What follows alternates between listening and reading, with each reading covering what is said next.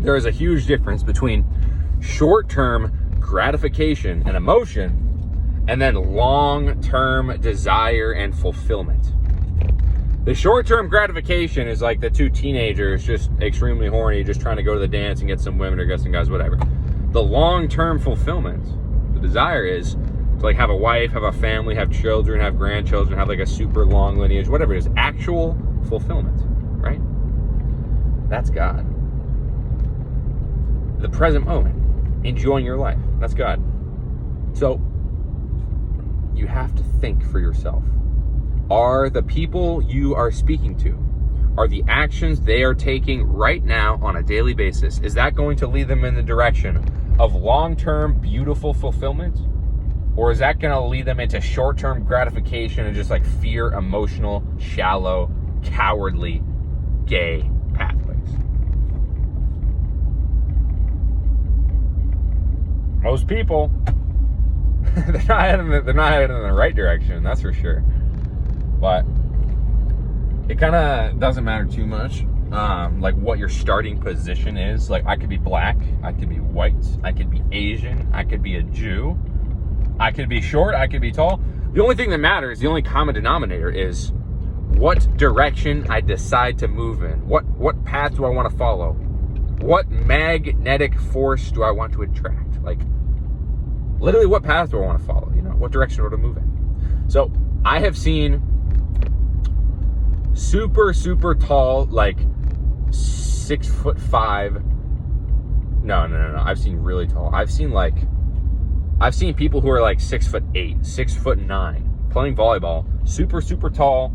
And because they're so tall, they just kind of stand there and put their hands up. They're not like that athletic, right? But I've also seen like a short 5'3", tiny, stocky little motherfucker. Usually they're Mexican. Typical. But beaner fever, baby. But I've seen like 7 foot tall Greek gods playing volleyball, super tall, and I've seen like short 5 foot tall little beaners playing volleyball. Both of them, regardless of their starting position, regardless of their size, regardless of their base starting position, they took action, they took responsibility, and they decided to move their body in a direction that was that fucking goal. That they got what they wanted. They followed that path. It's like there's fucking like the NBA, right? Yeah, there's the LeBron Jameses, there's the big giant tall people, there's the Shaqs, there's like there's the 7 foot tall big boys, and then there's like the smaller 6 foot tall shooting guards, you know? So it doesn't matter what you look like, it doesn't matter your starting position. The only thing in this universe that matters is your choices and your response to your environment. So when I was in high school, my environment was playing video games, constant reward, constant consumption, constant entertainment, constant fun, constant just like eating food and just like shallow, you know what I mean? But that's kid, that's life as a kid, that's growing up. So when I got to high school, that changed. I couldn't just constantly reward myself all day. I had an extremely addictive personality. When the people around me on Halloween, they would eat all their Halloween candy from trick-or-treating, all the skinny motherfuckers would eat that and stay shredded. I would eat that and I would get fat and disgusting and ugly. And I was like, what's the reason? I am the same age. I'm eating the same candy. I'm doing the same actions, but I'm getting different results. So the difference is my biology compared to theirs.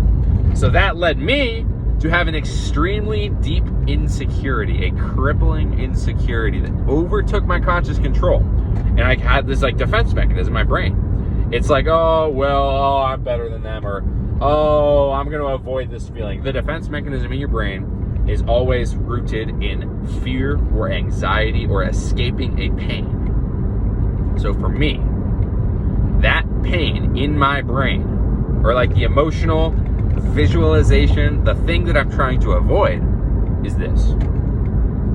I am not in control.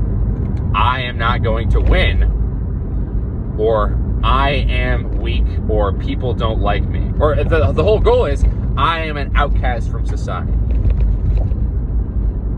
That's exactly it. So when I in middle school, when I was eating all that candy and getting really fat and like eating shit and just getting fat and obese, basically what would happen was my crippling insecurity, like the defense mechanism in my brain, basically told me absolutely anything to avoid being outcast. You know? My brain would imagine absolutely anything, some sort of mental shield like a blinder, like a horse, the horses with the blinders on. It shielded me from feeling that negative insecurity and that actual real emotion of I am scared of being outcasted from society.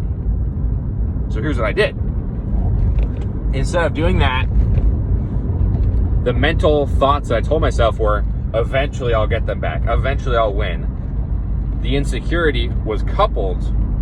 So the insecurity escape pathway was also hand in hand twined with the superiority complex of I am bigger and stronger and I am more powerful and I have larger genetics than these small skinny weaklings, and that is why God is punishing me, because he's testing me. Whenever I had a negative issue, whenever I had a problem, whenever I failed a test, whenever other people did better than me, I had that short-term emotional crippling security, but inside of that, there was a long-term, there was a little nugget, a small, little, crumbly nugget, tiny little spark. And that spark was a deep-rooted superiority complex. So when I was smoking weed in high school, it was, my brain is so extremely powerful compared to all of these people that I can go through addiction, and when I come out the other side and my life is perfect, I will be the king and I'll be perfect. So all crippling insecurity, all fears, all pains, all defense mechanisms, all of them are rooted in a powerful superiority complex. It's a survival instinct. It's a defense mechanism. So you have to think about it in your brain.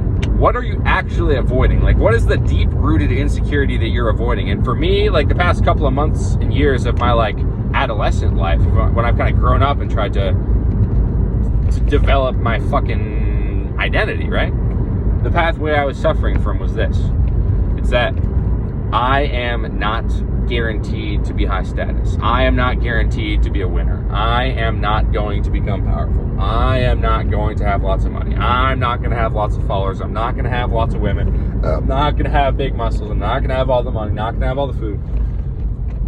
The pathway I have been so just like deep down in my soul, begging, craving, trying to avoid is the pathway of I'm afraid of being low status. I'm afraid of being a loser. I'm afraid of suffering. I'm afraid of not being in control. That's what I'm afraid of. And all it took was weeks and weeks and weeks and weeks of me doing the same thing over and over again, banging my head against a wall, just trying to figure things out, walking around for hours and hours and hours and hours, prayer and fasting. That is how I overcame this subconscious weakness, this demon, this pathway, this spirit, this negative force. It's constricting. Makes you weaker and smaller and tighter, and you don't like that. So what is the actual purpose of me going on all this fucking rambling, random shit? What's the purpose? The purpose is, no matter how insecure, no matter how weak, no matter how difficult, no matter how big or small your weakness or pain is, deep down inside of it, there is a more powerful force, and that is survival. Your superiority complex that has been rooted in you from thousands and thousands of past generations of winners and conquerors.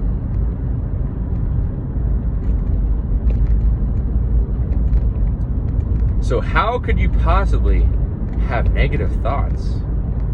Like, seriously, how could you possibly like be aware of things that are going to slow you down and then literally choose to go and slow yourself down anyways? That doesn't make any sense. Like, it literally doesn't make sense. Unless you have been programmed with demons that are possessing your mind, that are repetitive thought loops that keep you in the same place consuming the same poison, achieving the same result, not growing, not changing.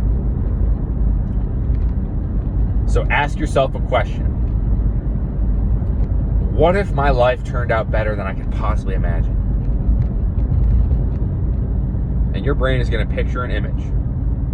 Whatever you picture, that's what you got to chase.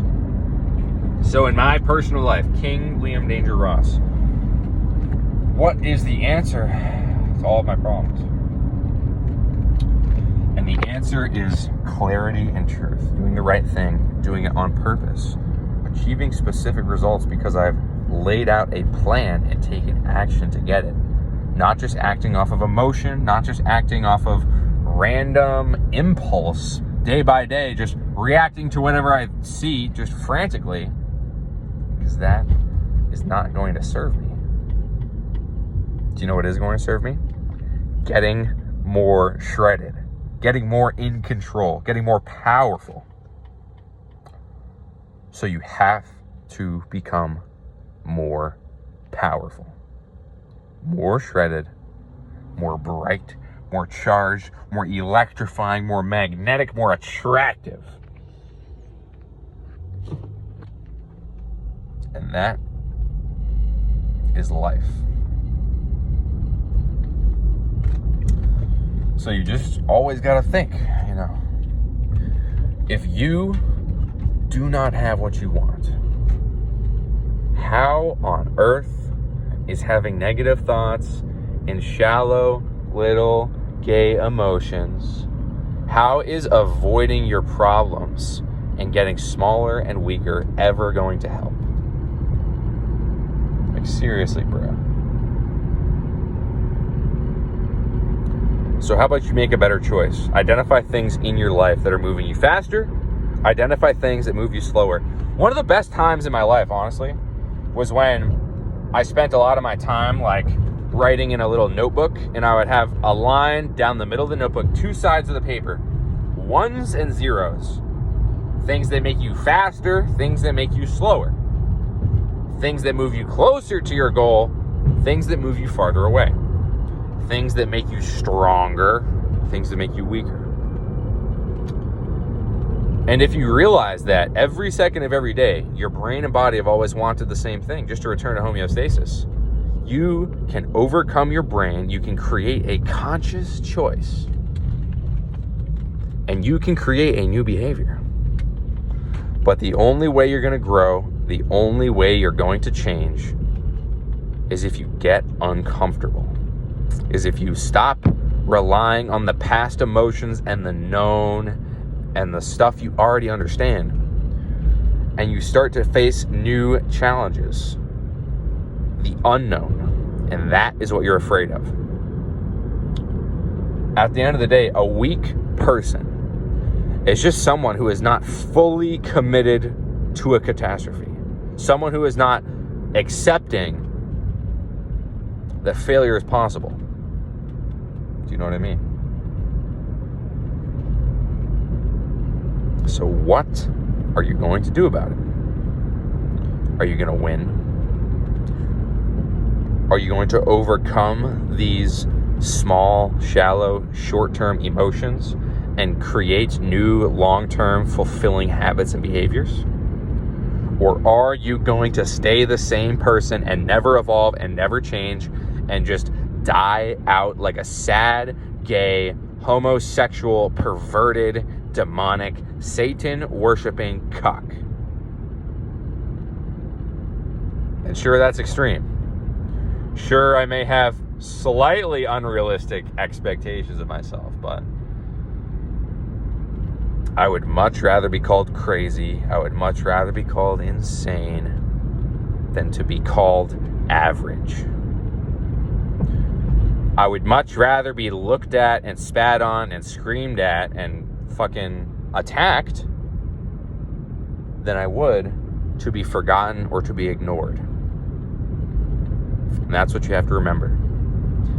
The only reason you are watching this video, you're breathing air on Earth right now, is because thousands of your ancestors competed, they overcame their struggles, and they overcame weaker, lesser beings, and they conquered others and achieved their will.